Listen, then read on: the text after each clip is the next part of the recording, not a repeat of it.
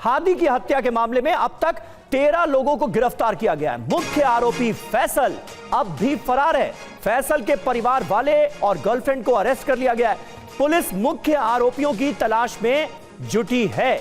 मुख्य आरोपी फैसल मसूद, हादी का हत्यारा जिसे बताया जा रहा है, वो अभी भी पुलिस की गिरफ्त से दूर है।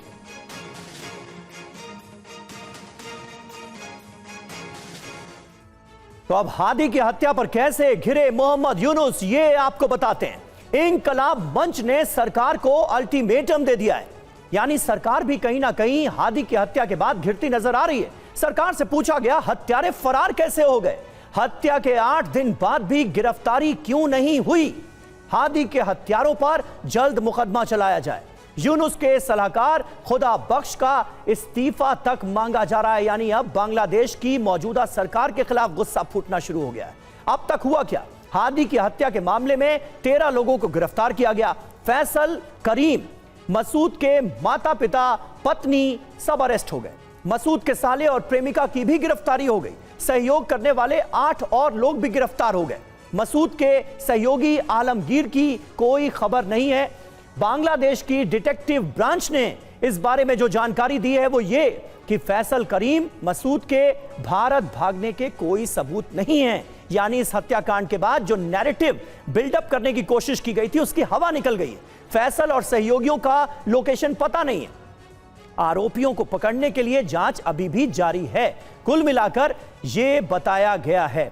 मनीष झा हमारे साथ मौजूद हैं। मनीष, ये तो बांग्लादेश की अपनी एजेंसियां ही बांग्लादेश के कट्टरपंथियों और सरकार ने जो नैरेटिव पेश किया उसकी हवा निकालती हुई नजर आ रही हैं और अब कहीं ना कहीं उंगलियां उठनी शुरू हो गई हैं सरकार पर ही। मतलब मोहम्मद यूनुस की सरकार के दौरान यह हत्याकांड हुआ तो सबसे पहला सवाल तो उस पर ही उठना चाहिए था, लेकिन नैरेटिव खड़ा करने की कोशिश की गई इंडिया के खिलाफ।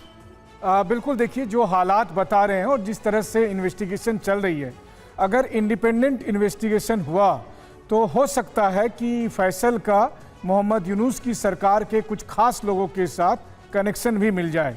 यानी कि बहुत हद तक संभावना है कि यूनुस प्रशासन के इशारे पर ही हादी को मारा गया और उसके नाम पर जिस तरह से आपने देखा कि लाखों की भीड़ जुटाई गई और फिर यूनुस ने घड़ियालू आंसू बहाए। दरअसल वो ये बताना चाहते हैं कि इलेक्शन से पहले कि बांग्लादेश के सबसे बड़े नेता वो हैं और उनकी कितनी इज्जत है, कितनी कद्र की जाती है। और देखिए 5 लाख लोगों के बीच में जो है सो वो जाकर किस तरह से उस्मान हादी को वहाँ पर श्रद्धांजलि दे रहे हैं। कुल मिलाकर ये पूरा जो खेल है वो मोहम्मद यूनुस के आसपास रचा गया लगता है और इसीलिए अंतर्राष्ट्रीय समुदाय को भी चाहिए कि इसकी इंडिपेंडेंट इन्वेस्टिगेशन का दबाव बांग्लादेश की सरकार पर करे और जब एक बार वो होगा तो फिर पता चलेगा। हालांकि मैं देख रहा था कि कुछ खबरें ऐसी भी आ रही है, हमारे साथ खान साहब मौजूद हैं, शायद वो इस पर विस्तार से बता सके कि जो उस्मान हादी के हत्यारे हैं फैसल, उनके अकाउंट में या उनके आसपास उनके लोगों के अकाउंट में करीब 127 करोड़ टका के लेन देन हुए हैं और उसके लिए मनी लॉन्ड्रिंग चल रही है। पता नहीं अगर ये सच है तो किसने ये पैसे दिए हैं या फिर ये मनी लॉन्ड्रिंग के नाम पर एक नया प्रोपेगेंडा रचा जा रहा है। लेकिन कमोबेश बात तो वही है कि फैसल हो सकता है मोहम्मद यूनुस के ही किसी व्यक्ति के घर में छिपा हो और इसीलिए बांग्लादेशी सिक्योरिटी जांच एजेंसियों को मिल नहीं रहा है। फैसल बाहर आए और वो बताए कि वो किसके इशारे पर काम कर रहा था। बिल्कुल, और तभी पर्दाफाश हो पाएगा और सच बचा हुआ सामने आ पाएगा। बांग्लादेश हिंसा पर भारत ने चिंता भी जताई है।